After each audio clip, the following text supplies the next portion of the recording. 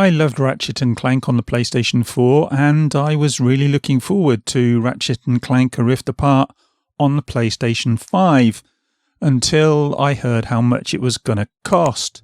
And we all know now that PlayStation are looking to charge $70 for their games. And that actually translates across to UK pounds as £70. So $70, £70. Even though, if you look at the exchange rate, and I know, look, it's different with the exchange rate when you're buying money to go abroad than it is when you're looking at business. Nevertheless, there is an overlap there. The reality is that what it should cost in UK pounds is around about 50 quid. So $70 would be £50 if it was like for like, more or less.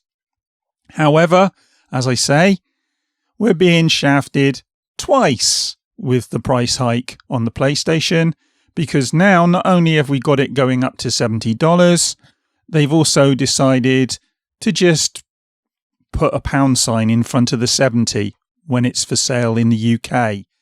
So it's getting very, very expensive to buy PlayStation games. And as you can see here, I've got the store up, and if we go into the store and then we go across to collections and we go down to PlayStation console exclusives, if we have a look on here, we've got Ratchet and Clank A Rift Apart, $69.99, 70 quid. Final Fantasy VII Remake, 70 quid. Then we got Spider-Man Miles Morales, which is basically DLC for 50 quid. And, you know, it's really good. I'm really enjoying it. I'm still playing it because I'm slow, but I'm really enjoying it. But 50 quid for what really should have been an add-on, not so sure. And then you got Demon Souls, 70 quid. Even Sackboy: A Big Adventure is 60 quid. And then you go down, you got Returnal, 70 quid. And so it goes. And as time goes on, you know, when we get the new, the Last of Us game, which we will inevitably get, even though some people made a big hoo-ha over it and got very upset with the LGBTQ stuff that was in there, it'll come out and it'll be very successful and it'll be 70 quid. And that's a lot of money. I mean, at the moment, if you're buying Ratchet and Clank, Final Fantasy, Demon Souls and Returnal, you're going to be spending 280 quid. 280 quid. And I have to ask this. You know, I enjoyed, as I say, I enjoyed Ratchet and Clank on the PlayStation 4. And I didn't buy it straight away, so I got it at cut price. But I think its initial RRP was something like 50 quid. Even that, for me, is too expensive. 50 quid is already too expensive. It's like $60, 50 quid. Still too expensive. And then Ratchet and Clank come out, and it's gone from 50 quid to 70 quid. And I have to ask the question, is it worth an extra 20 quid for a very similar game? Okay, look, you know, it's going to have extra bells and whistles because it's on the PlayStation 5 and they're doing things with it that you couldn't do on the PlayStation 4, apparently. And, you know, I that's fine. Great. It's a new game. It's on a new console. But 70 quid, 20 quid more. Is it worth it? Well, I'm sure some of you are saying, yeah, it's absolutely worth it. I'd pay 300 quid for it. Well, yeah, but you're stupid. The rest of us have got limited resources and limited funds. And look, you know, Ratchet and Clank is a family game. It's a game that's aimed at kids, to some degree at least. How many people are going to be able to go out there and buy Ratchet and Clank for their kid? How many? I mean, you know, it's a serious question. This is getting very, very expensive. And is it really that much better than Ratchet and Clank on the PlayStation 4? You know, it is Final Fantasy VII a remake. Okay, look, you know, I know a lot of people love the Final Fantasy games. Is it worth 70 quid? I would suggest not. I mean, on the previous generation, we had Spider-Man, The Last of Us 2, God of War, Horizon Zero Dawn. Are any of these games better than those? And more importantly, are they worth the extra money? Are they really? Are they worth the extra money? And did it cost significantly more to make them? Yeah, maybe it did. Maybe it didn't. And if it did cost more, why did it cost more? We often hear that games are costing more to make, but who's driving that? Is it you and me? Are we driving? We want them to spend X amount more on every game that comes out. Every time a new game comes out, we want it to cost more. We want it to be bigger, better, more bells and whistles, more flashy. Really? I mean, one of my favourite games of last generation was What Remains of Edith Finch, and that wasn't exactly big and flashy. It was just very, very well made. And sometimes the restrictions that you have in terms of the finances you have put on you make you more creative. Now, I'm not saying that was the case with What Remains of Edith Finch. Nevertheless, it does show you that you can make something creative, engaging, and enjoyable to play that doesn't cost millions and millions and millions of dollars to make. I mean, for my money, the people driving the upward trend in the cost of making games are the games companies themselves, not us, the gamers. As I say, some of my favourite games are smaller games. And, there's no reason why you need to spend a huge amount of money to make a decent game. And I understand the platform holders, they want to make something that wows people, and great, and I'm all for that, and I love the idea of games like Ratchet and Clank and Demon's Souls, not my sort of thing, but I'm glad they're out there. And Returnal, okay, Returnal's a roguelike, if you like, not my sort of thing, really, but I'm glad it's out there. But is it worth 70 quid? I know I keep repeating myself, but is it really worth 70 quid? I would suggest not. Certainly not when you compare it to something like Uncharted 4. I'd sooner play Uncharted 4 than Returnal. And that didn't cost 70 quid. And it's still a good game. Hasn't got worse just because it's a new generation. And everybody seems to be happy to talk about the increased cost of games, but nobody seems to be talking about the fact that certain elements of games are cheaper. Distribution, for instance. Digital distribution is far cheaper than physical distribution. You haven't got to ship things to countries. You haven't got to press the discs. You haven't got to press the covers. You haven't got to make the cases. You haven't got all those people to pay for warehousing and all the rest of it. They're digital. They're held on a server somewhere for people to download. And we're moving more and more towards digital distribution. So how come there's been a $20 or a $10 price hike and in effect a 20 quid price hike on these games? Yeah, they cost more, but in some respects they cost less as well because we're having more and more digital distribution. Is it any wonder that companies like Microsoft and PlayStation are pushing for digital consoles? Of course it isn't, because then they control what you have access to. And then they can control the pricing as well. And it's interesting to note that often the digital game, the price of the digital game is more than you can buy it for as a physical release. They've got you by the short and curlies. You've got digital only, there's only one place you're getting it, and that's from the PlayStation Store or from the Microsoft Store. It's the way it is. And these games will keep going up in price if we sit on our hands and go, oh yeah, well, they cost more. I'm quite happy to spend 100 quid on a game. Well, as I said before, you might be, but I'm bloody not. And look, I know that Ratchet and Clank's getting great reviews. And fine, good. I'm glad it's getting great reviews. It's good to see these games coming out and being good games. But again, I'll say it again. Is a game that's getting great reviews this generation really worth 20 quid more than a game that was getting great reviews last generation? No. Not for my money, it's not. And they're not getting my money if they're expecting me to spend 70 quid on a game like Ratchet and Clank, as good as it might be. Sorry, but they're not. I'm not spending money like that. I'm not stupid.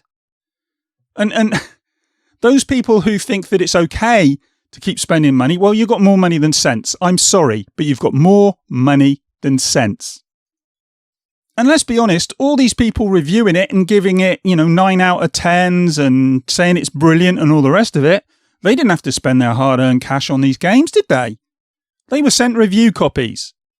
If I want to review it, I'd have to go out and buy it. I mean, not that I do game reviews anyway, generally, but I'd have to go out and buy it. and with all the will in the world, this is something I've been thinking about the last few days, because I actually reviewed a couple of controllers that were sent to me for free. And, it got me racking my brains about this.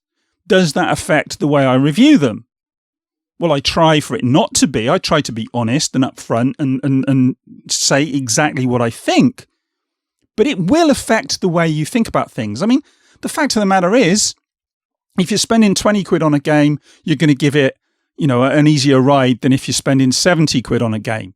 And if you're getting the game sent to you for free, well, it's going to be hard not to give it an easier ride. And look, I'm not impinging the credibility or the honesty of the reviewers.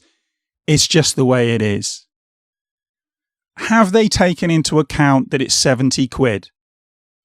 In most cases, I would say, no, they haven't. They simply haven't taken that into account. But for you and me, the punter, we have to take it into account, don't we? Unless, like I said before, you've got more money than sense. And then, of course, there's the elephant in the room. And it's a great, big, hulking bull elephant in the shape of Game Pass. I've said it before that I think Sony is eventually going to have to put their first-party games on PlayStation Now, day and date, in order to compete with Game Pass. And I know not everybody agrees with me on that, but I think it's going to happen eventually, if they can afford to do it. I know some people have said they can't afford to do it either, and they haven't got the infrastructure. But we know they're doing deals with Microsoft, maybe to provide the infrastructure. And, Sony is still a big company, and I think they could do it in one way or another. It could actually come back and bite them on the arse if they're not doing it, especially at these prices, because I do think this will impact sales. It has to. And then, as the sales get impacted more and more, they're going to have to start looking at something like PlayStation Now as a form of distribution for their games. I really do believe that. And even if they don't do that, raising the price of their games to $70 and £70 isn't going to encourage new players, or for that matter, even keep long-term PlayStation fans, apart from, the fanboys. Not when the competition is offering so much more for considerably less. And that's the reality of it. As we see more and more from Xbox, and there will be more and more from Xbox, we get more and more games coming from them, both first-party and third-party games that are coming to Game Pass on day one. Well, the price of Sony's games looks worse and worse, and the value proposition looks worse and worse. Raising the price of games to $70 and 70 quid, it just looks greedy. And when you put it together with Sony charging devs for crossplay and other shady practices they've been up to recently, the company starts to look arrogant and anti-consumer. And you could be a Sony fan. I don't care. Great. If you love Sony and you love Sony games, I love their games. But the reality is that this does look anti-consumer.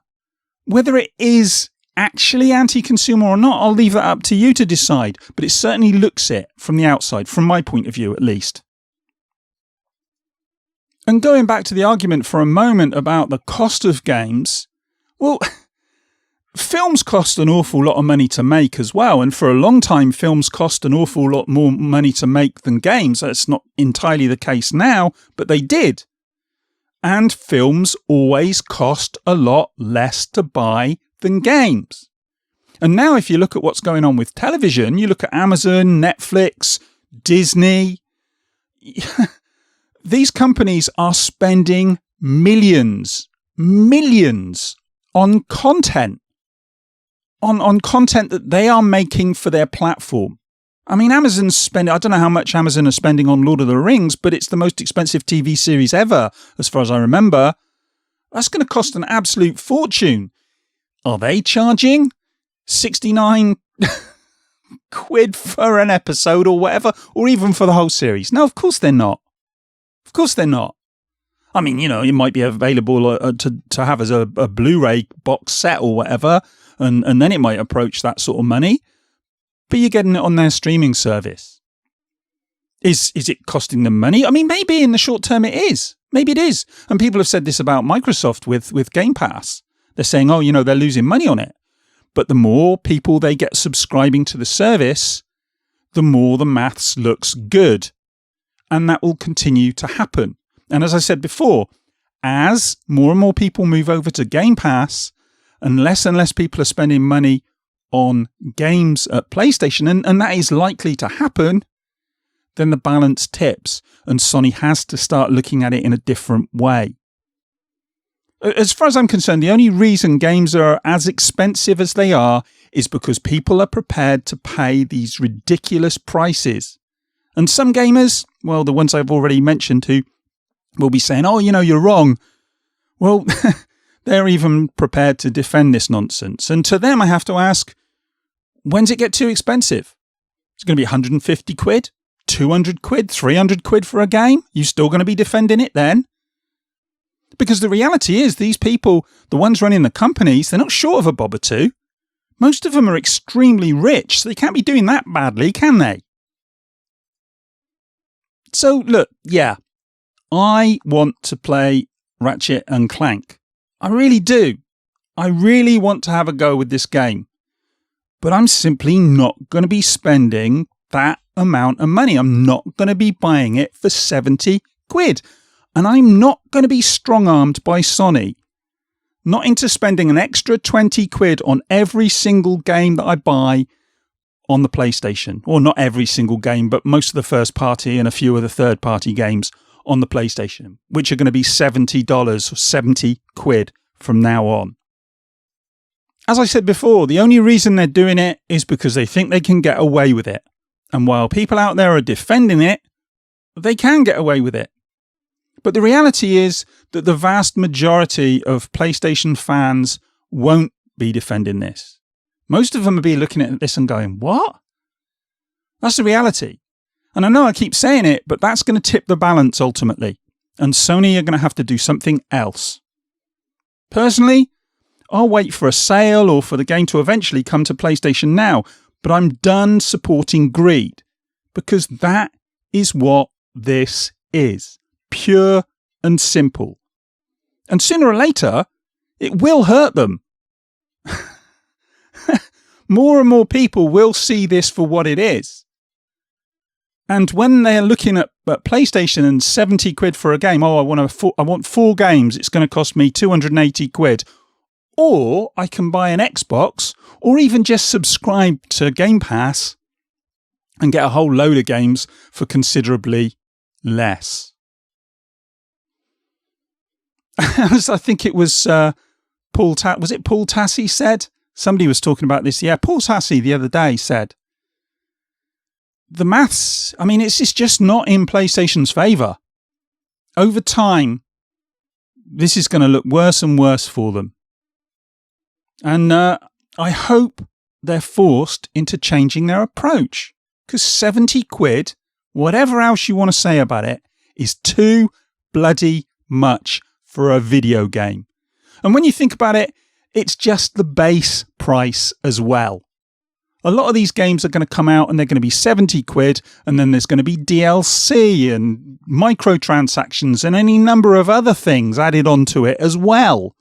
And by the time you've finished, you are going to be spending 150 quid, 200 quid, or even more. No. Sorry, no. Not doing it. Ratchet and Clank, as much as I want it, you can keep it. Certainly for now. until it comes down to a decent price. Maybe when it comes down to 50 quid, I might consider it. 40, a bit more. That's probably my point at which I'll think, yeah, okay, I might dip into this. And we've all got our price point, haven't we? But mine is certainly not $70. And there isn't a single game out there that I'm buying new for $70. You can stuff it. But anyway, look, that's what I think. You guys might completely disagree with me, and that's fine. If you do, let's get into it in the comments, or you can come over to my Discord and we can have a proper chat about it over there. But one way or another, give this a like, subscribe, all the rest of it. Share it with your friends, because YouTube hate people like me.